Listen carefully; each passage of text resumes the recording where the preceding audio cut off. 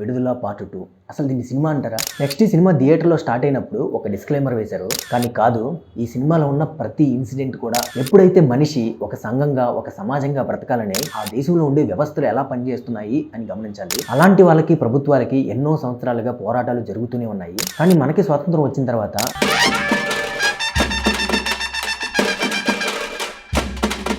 Hello guys, welcome back to open చేస్తే film forecast విడుదల part 2. అసలు దీన్ని సినిమా అంటారా? సినిమా కాదు, ఇది నిజ జీవితం. మనందరం ఎన్నో దశాబ్దాలుగా మర్చిపోతూ వచ్చిన నిజ చరిత్ర. ఫస్ట్ ఆఫ్ ఆల్, ఇలాంటి సినిమా తీసినందుకు వెట్రిమారన్ గారికి, ఇందులో యాక్ట్ చేసినందుకు విజయ్ సేతుపతి గారికి హ్యాట్స్ ఆఫ్ చెప్తున్నాను. ఇంతకుముందు నేను కొన్ని వీడియోలు చేశాను, కంగువా సినిమా అప్పుడు, అలాగే విడుదల సినిమా అప్పుడు కూడా. వాటిలో ఏం చెప్పారంటే తమిళ ఇండస్ట్రీ వాళ్ళు బాహుబలి లాంటి సినిమాలు తీయాలని ట్రై చేస్తూ అందులో ఫెయిల్ అవుతున్నారు అని చెప్పాను. కానీ వాళ్ళు బాహుబలి లాంటి భారీ సెట్టింగ్స్, విజువల్ ఎఫెక్ట్స్ ఉండే సినిమాలు తీయడంలో, ఎగ్జిక్యూట్ చేయడంలో ఫెయిల్ అవ్వచ్చేమో కానీ వాటికి మించిన కథాబలం ఉన్న సినిమాలు తీయడంలో మాత్రం వాళ్ళు ఎప్పుడు ఫెయిల్ అవ్వలేదు. ఇప్పటి వరకు నాకు 2 పార్ట్స్ ఉన్న ఒక సినిమాలో బాహుబలి 2 అంటే చాలా ఇష్టం. ఆ బాహుబలి 2 సినిమాని డామినేట్ చేసింది నా విషయంలో ఈ విడుదల పార్ట్ 2 సినిమా. ఒక భారీ బడ్జెట్ సినిమాలకి మించిన సినిమా ఈ విడుదల పార్ట్ 2. నెక్స్ట్ ఈ సినిమా థియేటర్లో స్టార్ట్ అయినప్పుడు ఒక డిస్క్లైమర్ వేశారు. ఈ సినిమాలో ఉన్న కథలు, పాత్రలు, సన్నివేశాలు అన్నీ కూడా కేవలం కల్పితం మాత్రమే అని చెప్పారు. కానీ కాదు, ఈ సినిమాలో ఉన్న ప్రతి ఇన్సిడెంట్ కూడా, ఒక్కొక్కరి జీవిత కథలు కూడా అన్నీ కూడా వాస్తవాలే. మనందరం కూడా తెలుసుకోకుండా మర్చిపోతున్న కథే ఈ విడుదల పార్ట్ 2. ఈ విడుదల పార్ట్ 2 సినిమా ఎలా ఉంది, ఇందులో స్టోరీ ఏంటి అని చెప్పాలంటే మనం చాలా వెనక్కి వెళ్ళాలి. ఎప్పుడైతే మనిషి ఒక సంఘంగా ఒక సమాజంగా బ్రతకాలని కొన్ని వ్యవస్థలను ఏర్పాటు చేసుకున్నాడో అక్కడ మొదలైంది ఈ గొడవ, ఈ కథ.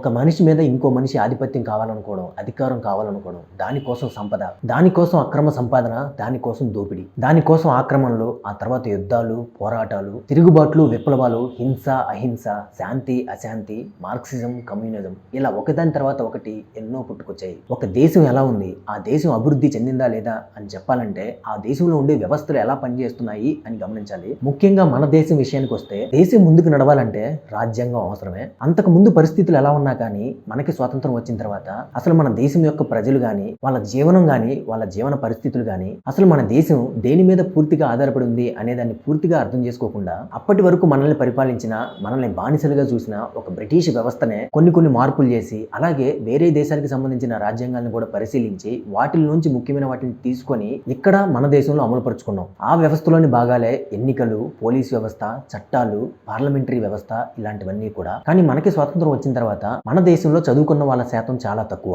ఈ వ్యవస్థలను కానీ, ఈ చట్టాలను కానీ అర్థం చేసుకునేంత స్థితిలో అప్పటి ప్రజలు లేరు. ఈ వ్యవస్థలన్నీ ఎలా పనిచేస్తాయి, ఈ వ్యవస్థలు ఏంటి అని అర్థం చేసుకునే సమయానికి చేయి జారిపోయింది, సమయం మించిపోయింది. కానీ కొంతమంది అలాంటి వ్యవస్థల్ని ఎదిరించాలనుకున్నారు. వాళ్ళే మావోయిస్టులు. ఇంకా సింపుల్ గా చెప్పాలంటే అడవుల్లో తిరుగుతూ ప్రభుత్వానికి కొన్ని వ్యతిరేకమైన చర్యలు చేస్తూ ఉన్న అన్నలు, కామ్రేడ్స్. అలాంటి వాళ్ళకి, ప్రభుత్వాలకి ఎన్నో సంవత్సరాలుగా పోరాటాలు జరుగుతూనే ఉన్నాయి. వాటికి ముగింపు అనేదే లేదు. అసలు అలాంటి పోరాటాలు ఎందుకు జరుగుతాయి, ఎలా మొదలవుతాయి అనేది ఇప్పటి వాళ్ళకి అర్థమయ్యేలా చెప్పడానికి ట్రై చేశారు వెట్రిమారన్ గారు. అందులో 100% కాదు, 200% సక్సెస్ అయ్యారు. కానీ ఈ సినిమా చూస్తున్నప్పుడు నేను ఒక విషయం గమనించాను. అదేంటంటే ఈ సినిమాలో వస్తున్న కొన్ని డైలాగ్స్ కానీ, కొన్ని పదాలు కానీ చాలా మందికి అర్థం అవ్వలేదు. తిరుగుబాటని, విప్లవాలని, అణిచివేత అని, వివక్ష అని, ఇలాంటి ఎన్నో పదాలు ఉపయోగించి చెప్పిన డైలాగ్స్ విని చాలా మందికి అసలు ఏం చెప్తున్నాడు అని ఒక క్వశ్చన్ మార్క్ కూడా కనిపించింది నాకు. కానీ అవి అర్థం కాకపోవడంలో తప్పులేదు. ఎందుకంటే మనకి స్వాతంత్రం రాక పూర్వం కానీ, స్వాతంత్రం వచ్చిన తర్వాత కొన్ని సంవత్సరాల వరకు కూడా వ్యవసాయం అనేది మన ప్రధాన ఆధారం. అప్పుడు వ్యవసాయ సంఘాలు, రైతు కూలీల సమస్యలు అంటూ ఎన్నో పోరాటాలు జరిగేవి. ఆ తర్వాత స్వాతంత్రం వచ్చాక కొన్ని ఫ్యాక్టరీలు, కొన్ని కంపెనీలు మన దేశంలో కూడా స్థాపించారు.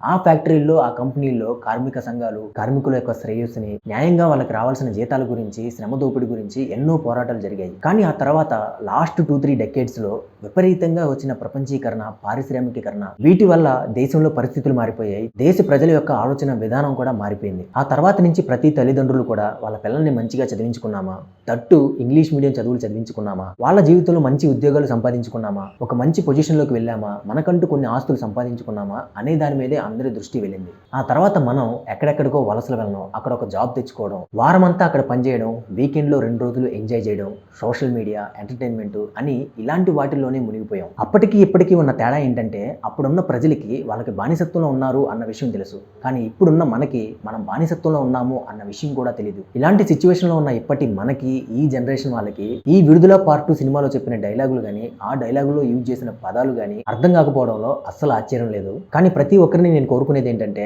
ఈ సినిమా మీరందరూ చూడాలి. థియేటర్లో కుదరకపోతే ఆ తర్వాత ఓటీటీలోకి వచ్చిన తర్వాత అయినా కూడా ప్రతి ఒక్కరూ చూడండి. ఈ సినిమాలో ఉన్న డైలాగ్స్ కానీ అందులో ఉన్న పదాలు కానీ మీకు అర్థం కాకపోతే ఒకసారి పాస్ చేసుకొని వాటి గురించి గూగుల్లో సెర్చ్ చేసి మరీ చూడండి. ఎందుకంటే ఇది మన కథ, మన చరిత్ర, మనం తెలుసుకోవాల్సిన కథ. వన్స్ అగైన్ కంప్లీట్ చేసే ముందు ఇలాంటి సినిమా తీసినందుకు, ఇందులో యాక్ట్ చేసినందుకు వెట్రిమారన్ గారికి, విజయ్ సేతుపతి గారికి హ్యాట్స్ ఆఫ్ చెప్తున్నాను. సో అది ఫ్రెండ్స్ ఇవాళ మన వీడియో. ఈ వీడియో మీకు నచ్చితే ఒక లైక్ కొట్టండి. అలాగే ఈ విడుదల పార్ట్ 2 సినిమా చూశాక మీకేమనిపించిందో కామెంట్స్లో చెప్పండి. అలాగే మన స్లోగన్ గుర్తుంది కదా, నచ్చితే మెచ్చుకుందాం, అందరితో పంచుకుందాం. So please support and subscribe to open చేస్తే. నెక్స్ట్ వీడియోలో మళ్ళీ కలుద్దాం. Until then take care, see you all later, bye.